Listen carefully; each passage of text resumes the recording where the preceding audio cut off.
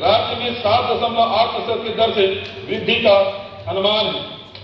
स्थिर भाव 2023-24 के केंद्रीय बजट को देखते हुए इस वर्ष राज्य के बजट में कुल 49,800 करोड़ रुपया की राशि केंद्र से 16 करोड़ से बढ़कर 2022-23 में 4,57,608 करोड़ होने का अनुमान है।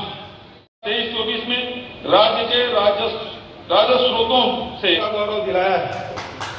खरीफ प्रोत्साहन राशि का भुगतान किया जा रहा है। इसके लिए 60 करोड़ का प्रावधान प्रयोगशाला की स्थापना की जाएगी। रायपुर स्थित प्रयोगशाला के लिए अतिरिक्त सेटअप सृजन करने का प्रावधान। रासायनिक एवं जैविक कीटनाशकों के गुणवत्ता परीक्षण हेतु गरियाबंद में महाविद्यालय भवन जनबाल